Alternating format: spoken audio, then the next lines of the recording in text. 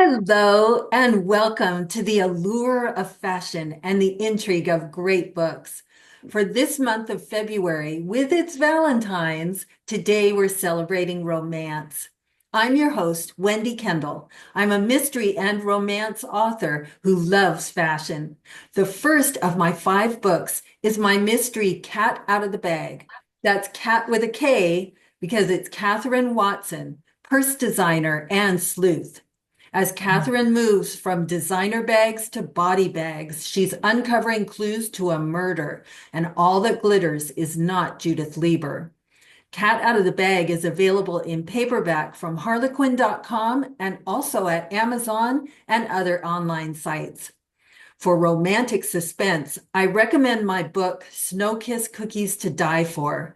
First grade teacher Desiree Tucker is on the brink of winter holidays with her new romantic boyfriend when danger encroaches on her joy. Terrifying secret Santa gifts show up for her in the classroom. As the stalker moves closer to the prey, Desiree doesn't know who she can trust. Her charming new man is one prime suspect. Is he a deadly stalker? If not him, who? What can she learn from the legend of the Snow Kiss cookie? Just when she's starting to believe in magic again, she finds herself fighting for her life. Snow Kiss Cookies to Die For is available at Amazon.com and other online sites. My guest for today's podcast episode is Pamela Thibodeaux, an award-winning author, life coach, and spiritual mentor. Her brand, Inspirational with an Edge, defines her life, writing, and coaching style. Welcome, Pamela Thibodeaux, in pursuit of fashion and fiction. Well, thank you, Wendy. Thank you so much for having me. Your books just sound so fascinating. I read so much across the genre of romance. I'm gonna have to check them out. Oh, nice. Well, Pamela, your brand is inspirational with an edge, which is so intriguing for me. Would you tell us a little about this brand? And also, how could a fashion look convey that feeling? Well, I'm not sure about the fashion aspect conveying the feeling. I mean, you can dress very conservatively and still be provocative. So I guess that's how it would fall into fashion. Certain dress, lace is provocative. Um, Showing a little bit of skin or having the flesh toned see-through lacy tops. They're not see-through, but they have the flesh tone underneath the lace, which makes it look more like you're showing more skin. Those can be very provocative. So that would be kind of edgy, provocative, um, for the fashion statement. Now, inspirational with an edge. I My books were reviewed as steamier and grittier than the typical Christian novel without decreasing the message.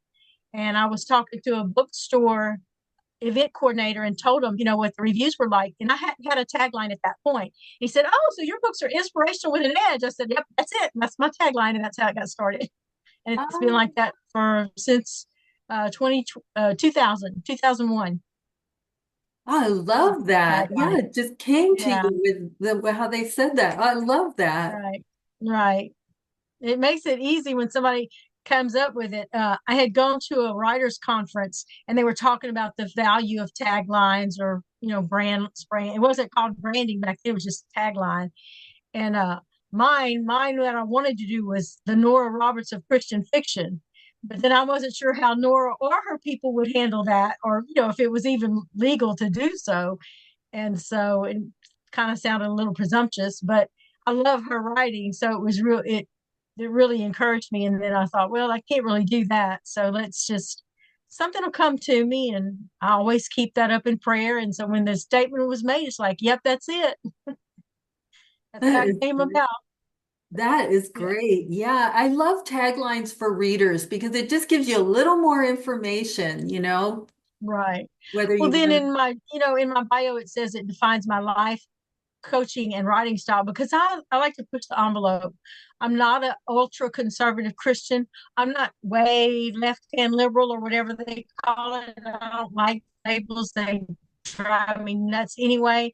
But I don't, I believe things, I feel differently. My faith is different than other people, that I know of. And so even my coaching, when I'm life coaching, it's like think a little bit deeper, go a little deeper, go a little broader, broaden your mind, open your heart. And so that's kind of edgy compared to some other practices and other types of Christian fiction. I mean, I don't say it's better. It's just different because I tried and tried and tried to conform to all the guidelines and it just didn't work for me. I didn't even recognize my own stories. So I said, Oh, I'm just going to write it the way God gives it to me. And there's got to be an audience out there somewhere oh, that there like them, is. that they're not conservative, but yet not overly graphic and, vulgar and tasteless like some books are. Oh, there's a definite audience for your books. They are fabulous. Tell me, as a romance author, how important is it to your stories that you put thought into the type of clothes that your characters wear? And what things do you base your different characters' clothing choices on? Well, I'm a boots and jeans kind of gal. Um, I used to live and work on a guest ranch after my husband passed away in 2009. Went to Bandera, Texas off and on for 4 years. I worked at a guest ranch, and that was just right down my alley. I love horses. So, when you're writing Western series or, contemporary cowboy series, you work on a ranch, they're going to dress in boots and jeans. I mean, that's just it. And even Garth Brooks has a song where he says, her favorite dress is her faded blue jeans. I mean, that's what country folk do. And but now our heroine is a veterinarian, and her mother raised her to be a lady, and she told her, said, you can wear jeans all day long out there with them horses, but when it comes to dinner, you're going to dress and act like a lady. So she does dress. I mean, she's not formal dress, but sundress, sandals. She dresses for dinner, but she's basically a jeans and boots kind of gal. She works with horses. She's a large animal vet and working on a ranch. So, No wonder your books come across so real, especially this series. I mean, with your background there. Wow, that's fascinating. I've loved horses. I've had horses most of my life, my childhood life, not so much as adult, but I love horses. So yeah, I've read almost every horse book out there, started with Walter Farley series, all the Black Stallion books, and of course Misty and Black Beauty and Mm. you name them, and I read them. So it's only natural for me to be write about ranching and horses, and as much as I love them. And I also have a story in an anthology called The Horse of My Heart, put out by Revell Publishing. It was several years ago, but it talks about my trip to the ranch and how working on the ranch helped heal me, and being around horses helped heal me or move me through that grief to a certain point, helped me get my footing back under me. So Mm-hmm. they're very important to me. Oh, well, your romance novel, Tempered Hearts, that's the first book in your six-book family saga series. Would you tell us a little about your characters, Craig Harris and Tamara Collins? They live in Texas, and also, what do they think of each other?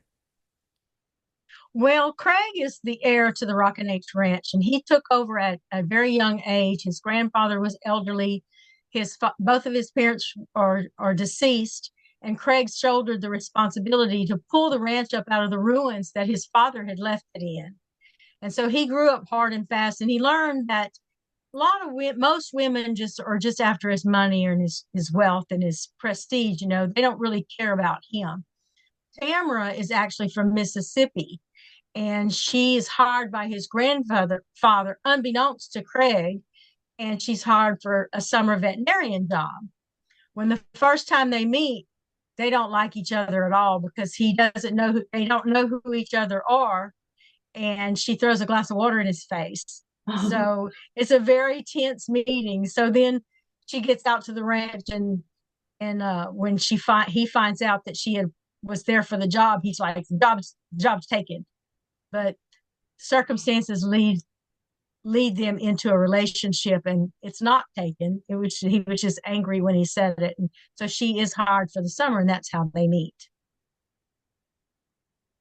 So So it's kind of one of those enemies to lovers type things. Not true enemies. He's just been so disgruntled and disappointed with women that he thinks they're all, he doesn't trust them. no, they really take a really wonderful journey together, I think. Yes, And in I your think it was very. I think it was exciting to follow their journey. Definitely. And in your beautiful series, love crosses the lines of age and strengthens the bonds of friendship. So often February's theme of love can be overshadowed by the romantic love, but so important is also the love of family and friendships. Can you tell us a little about those ties in your books? Right. Well, in Tempered Hearts, Craig's grandfather is very important to his life and to everybody in the book. So there's that love. And then of course the romantic love with Craig and Tamara. But Craig's got a friend, a best friend. They've been best friends since kindergarten. And so that's the bond that follows through because um, Dr. Scott Hensley is Craig's best friend. He doesn't have any siblings. So there's the love of friendship. And then in the second book in the series is Scott's story. And the third book in the series, they run parallel in time with the second one, is Craig's daughter finding love of her own. So you've got the romance, but you got the love of the parent, especially a father for his daughter. And then the fourth book is actually Scott's adopted daughter and Craig's son. And so you have all these family ties that with the characters that and the love of the characters that bind them all together. And it's all so beautifully told, too, really. Your stories Thank are, as you. you said, jeans and boots series. And in everyday life, I wear jeans and boots often for convenience, functionality, fun, and comfort. How does the jeans and boots style help a little bit to set the romantic tone and mood for your books? Well, if I'm a country music fan, so if you think about the song by I'm not gonna be able to remember his name now, but it's Baby's Got Her Blue Jeans On. So the guys always like a nice pair of jeans that fit. And listen to the listen to the rodeo announcers and women as Wrangler butts will drive you nuts. So you got those nice tight fitting jeans. And so yeah, electricity, attraction. If somebody looks good in a pair of jeans, man, you know, what can you say? That's Your little right. heart just does this little pitter patter thing. Absolutely. Well, as you said, and I would agree, your romance story is described as edgy and inspirational. Would you treat our listeners to a reading? Oh, okay. I would love to. This is um this is in the second chapter of Tempered Hearts. And Craig's walking out. Craig's angry at the moment. He reached the barn door calling for Tamara. Shh. Shorty waved a hand at him and cautioned Craig to be quiet, then led the way to the stall. The mare stood quietly in one corner and the colt at her feet. Tamara lay in the other, cuddling the filly as though it were a baby. Craig grinned, overwhelmed with relief and aching from the longing the innocent picture elicited in him. Tell Gramps everything's okay and ask Maria to straighten up the covers on her bed. Shorty nodded. Gramps had already filled him in on her tragedy. Poor little thing. The mare nickered as Craig entered the stall. He petted and talked to reassure her, then reached down to stroke the colt, who simply stretched out in the soft hay. The filly whinnied. Tamara moaned, rolled onto her back, and pulled the foal firmly against her. Her gown slipped, exposing a creamy, sun-kissed shoulder to his hungry gaze, a mouth-watering sight. Though modest, the gown only served to inflame his imagination as to the body beneath it. Desire, sharp and painful, coursed through him, followed by a surge of anger at the thought of her lying there so exposed, so vulnerable, and the fact that he was responsible for her. He vowed to find out who should have been keeping watch over the animals and why he wasn't present. Kneeling beside them, Craig frowned at the dark smudges like bruises on her creamy flesh, marring the delicate skin beneath her eyes. He touched Tamara's cheek, whispered her name. Tamara awoke in a mild state of panic and confusion. Glancing around, she realized where she was and who was beside her. A blush heated her cheeks. She released the filly, fumbled with the front of her gown, and struggled to sit up, then glanced into the steel gray eyes. I couldn't sleep. His gaze, soft and warm like liquid metal, made her blush harder as he brushed strands of hay out of her hair with a gentleness that seemed out of character. Craig knew he tread on treacherous ground, that people were expecting them, but couldn't seem to get past the moment at hand. I guess a kiss is out of the question.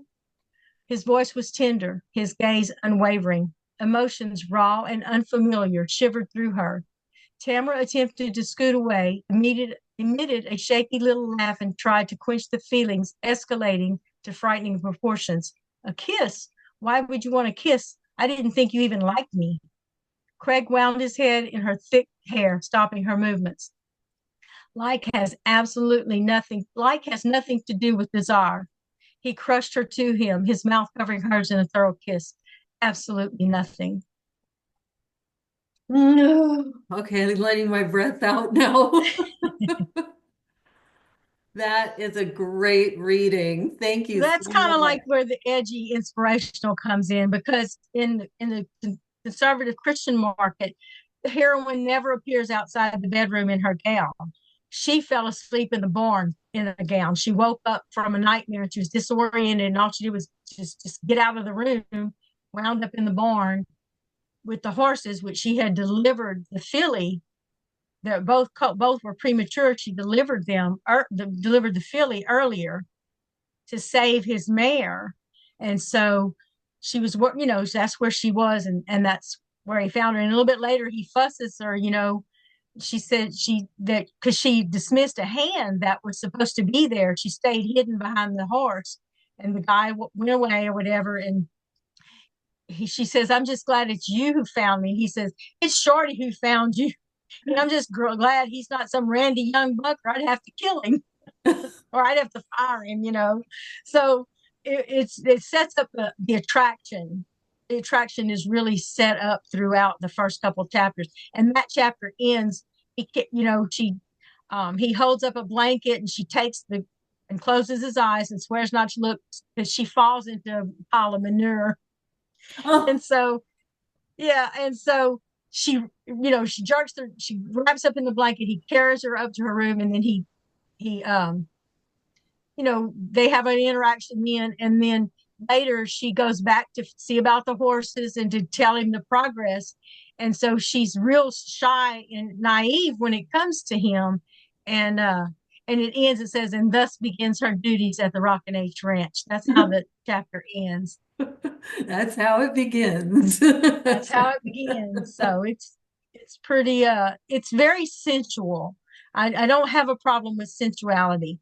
It's not overly graphic. We don't see any body parts, but you know, um, and the market has changed somewhat. I'm not sure how much, but the conservative Christian market, they want the emotional side of love without the physical. Well, to me, if you don't have the physical, you don't have anything. You need both. Hmm. So my books really, they'll develop the emotional side, but the physical's always there. And there's always a lesson. Anytime there's an interaction between them that gets too close to crossing a line, there's usually a lesson for Ah. one or the other of the characters. Usually the guy. Had a lady read it one time. She said, I don't know what it is, but the guy got it. I'm glad to read a book where the guy finally got it. I can't explain it other than that, but he got it. Well, he got it. The fact that, they have to be in control. They have to exercise self-control. And usually it's not the woman that has a problem with it, it's the man. So, it's there's some lessons in there. They're very different. I wouldn't say better, just different. Yep, the characters have to learn. That's good for Right. all of them. Well, it's growth, it's character growth. It's not only just emotional growth, but it's spiritual growth. Yep. So, Well, in your beautiful family series, there are some fashions and they're treasured because they're family heirlooms, such as Tamara's wedding dress and also some treasured rings. Can you tell us a little about the love represented in those fashion pieces, especially the wedding dress? well, let's start with the wedding ring because when Craig proposes to her, his grandfather gave him his grandmother's ring, which he never gave that to his father or his mother, Craig's father or mother, because they were not very stable people. So he that made the rings very special from the beginning because it's Craig's grandmother's ring. Mm. Then with the wedding dress, Tamara's daughter wears the wedding dress when she gets married. It's altered somewhat because she's taller than her mother, but she's very slender, so she fits. And then in the fourth book, the daughter-in-law wears the wedding dress. Of course, there's some modifications, and um, I don't want to give away a lot of the series, but that those rings, those wedding rings that Tamara wore, are passed down to Lexi, who is the heroine in Tempered Joy. So the rings are passed down through the generations, and the wedding dress is passed down through the generations. I just love it when fashion takes on, such meaning. And there's so many Oh, times it yeah. does that. I just love that. Yeah, and it's a wedding dress. Some women like the thought of wearing their mothers or their grandmothers, depending on their style and choice. They like to preserve them in case the daughter wants to wear it or daughter-in-law wants to wear it. I wore my first wedding. I wore um, a cousin's wedding dress. It was beautiful. So wedding dresses are something that are usually passed down, or they have been in the past, especially in the olden days. They were really would pass down those wedding dresses. So I just thought it was sweet to pass that the daughter would want to wear her mama's. And then the daughter-in-law, there's a lot of extenuating circumstances, but I'm not going to give it all away. I want you to read that fourth book so you'll see why the daughter-in-law chose to wear that dress and those rings instead of something of her own. Oh, So absolutely. yeah. Fantastic. Well, Well, I'm and it ties her to the family even greater because she's Scott's adopted daughter. So she's not really blood, which is good because her and Ace couldn't have anything to do with each other. But it pulls that family bond. It pulls that family bond tighter by her wearing that dress and accepting those rings. I love that. That's really beautiful. Well, I'm going to speak for a minute about 2025 wedding dress fashion trends. Oh Um, wow. it's safe to say that traditional bridal veils are not going anywhere. However, this season, designers showcased a variety of equally wedding day worthy alternatives that may just inspire you to switch things up. Flowing capes that emulate a classic veil's ethereal drape or subtler options like long detachable trains, and also the still going strong neck scarf across the front and then hanging down the back, a Mhm. trend that's been slowly trickling in since 2023. And then with the rise of Renaissance era silhouettes, the long-waisted wedding dress trend shows no signs of slowing down. In fact, Wow. designers are taking the ultra-flattering waist elongating looks even further. It's not surprising to see this Bridgerton style trend continue to flourish, especially considering its torso lengthening silhouette snatching effects. Mm. Wow. Yeah, They sound very romantic. Makes you want to go get married again. there you go. Well, with a Western wedding, I mean, sometimes you might have boots. They Ah, might be dressy boots. They might be dressy cowgirl boots. If you remember, I don't know if you watched it or remember the Urban Cowboy when she got married in her boots under her wedding dress, and she says, "Oh my legs are sweating, Mama, because your feet sweat in those boots, you know. So I mean, and they may be a Western hat with a tip veil instead of a regular veil. So there's lots of ways that Western wedding attire fit in with not only the story, but the trend of the style, or adjust the trend, modifies whatever the dress was. I believe it was a Victorian style dress, but then the things that accentuate it, or the accessories that they wear to make it more them, you know. That's very creative. I love that. And you were talking earlier a little bit about kind of like the lace that's almost see-through, and wedding Mm-hmm. gowns have started to get that see-through trend also. It's starting to gain momentum. The Oh, sort of, wow. sort of a debut of it's less risque take on the trend um, through dresses with maybe just slightly sheer fabric, or Mm-hmm. taking things up a notch with like a barely there lacy gown atop a Mm-hmm. strapless bustier bodysuit. Yeah, or also between those two looks, kind of decorating a traditional silk sheath with panels of super sheer material at the waist, bodice, and neckline. Mm-hmm. And that makes Wow. it sort of a high fashion for a high fashion style bride who's kind of looking for something that's just a touch on the edgier side, as you were talking Mm-hmm. about edgy. Yeah. Right. And then this one I love. This is kind of very different. I haven't seen a lot of this yet, but it's something brand new, especially being promoted, I guess, on the runways coming up in the fall of 2025, is florals. Florals on wedding Oh, gowns. And which immediately, don't you think, romance?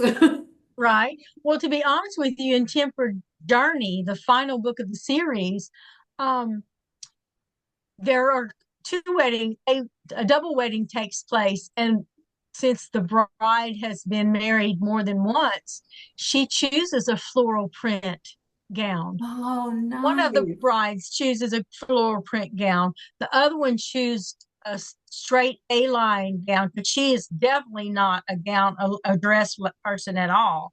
And but she in a muted tone that reflects the tones in the other one's dress. So it's funny that you brought that up. I mean, I had no idea. I would just look, what would a twice married woman wear to her third wedding? And it was like a floral print gown. I thought, oh, that's beautiful, you know. And in fact, uh, yeah, we'll just stop there. I Yeah, don't want to no, give away too much of the don't series. give away too Well, I much. mean, Just, yeah, yeah, she just and hook us. the wedding dresses. I mean, I love for my characters to have a wedding. I just think it's a wedding is just you're happy ever after. And so yeah, in Tempered Journey, then another character in Tempered Journey. Uh, so a friend of the heroine of Tempered Journey has gets married, and she's got like a dress that has magnolias in the on the bolero has magnolias, which is her state flower, Oh, embroidered on them. And the leaves match her eyes. So mhm. it tells you there that she's got green eyes. But anyway, Oh, I love so that. I love something different for a wedding. My when I got married, my husband, we got married in our backyard, and I had a beautiful dress that had big mauve colored flowers in it, and Oh, a hat with a little tip veil. So yeah, that sounds I like to pull that kind romantic. of stuff in there. Yeah. That sounds very romantic. And really that's the beauty of wedding fashion too, that it's your wedding day and it's all about you and your to be. Right. And so you get to wear whatever you want. Yep. So it's gorgeous. I agree. I agree 100%. And if next time, if I ever get married again, it's going to be blue jeans, boots, and a JP. Love it. Well, Pamela, will you tell us what drew you to creating your romance series? What was your initial inspiration Oh, and how did it get you started? well, my initial inspiration for writing was I was tired of reading stuff that left me dissatisfied. So I started writing. the series was actually going to be two books. I had the idea for the first one, Tempered Hearts, and then I had the idea for Tempered Fire, which is Daddy letting go of his little girl when she finds love of her own. Had no clue of writing any more books than that. Well, then um, I had written a scene of an accident where a doctor pulls over at the site of an accident and the woman gets out and her husband was drunk. They got in a fight anyway. And it was just a scene. And then when Dr. Hensley comes on the scene in Tempered Hearts, it's like, oh my gosh, he's the doctor for the next book. So that pulled in Tempered Dreams. And then I'm writing Tempered Dreams and Tempered Fire kind of at the same time. And Ace comes up, which is Craig and Tamara's son, and says, well, what are you going to write my story? I'm like, can I finish writing the two I'm working on now, boy? So it's like, okay, well, I knew he couldn't marry, he would be too old to marry one of Scott's children, you know. So it was like, adopted daughter. That makes it perfect. And then, so that got to the four books. And then, there's a theme throughout the book of whether or not Scott and Craig are related. And so that is answered in the fourth book, but that gives no details. It's just a yes or no answer. And it's a very subtle answer. So if you're not following it, you might miss it. So then everybody's like, well, wait, what happened? What happened? How do we? What? So I wrote Tempered Truth to find out the truth. And then after all of that, I had readers saying, well, we want more, we want more. So then it was like, okay, well, then we found Tempered Journey. So, Fantastic. You're listening to and your then characters and your readers. there's another story on the horizon, which nobody knows about this because I haven't announced it. And it's just very early in the thinking stage, but it's going to be the time frame between Tempered Hearts and then Tempered Dreams and Tempered Fire run parallel is about 15 or 16 years. So it's going to be called The Missing Years. So it'll fill in the blanks and kind of tie everything together from the last book and the two. Fantastic. I was going to ask you what's So, coming next. So we'll look forward to that. well, Well, that's next. That's gonna be next in the series. My next publication is a collection of holiday romances, and it's all the holidays, not just Christmas or Thanksgiving. It's Easter and New Year's and Valentine's and Mardi Gras, and it's all the holidays. So that's my next published title coming out in the next couple months. oh my gosh, that sounds very ambitious. That's great. We'll watch for that. That's fantastic. Well, thank you, Pamela Thibodeaux. Listeners, you can access Pamela Thibodeaux's website at pamelathibodeaux.com to see all her books, an interesting blog, and more. Her website address is also in our YouTube description, so just take a look at that. And you're invited to my website, wendywritesbooks.com, to see my books and explore more on fashion and fiction. Thank you, listeners, for joining us. Be sure to like and subscribe so you never miss an episode. And join me next time for the allure of fashion and the intrigue of great books.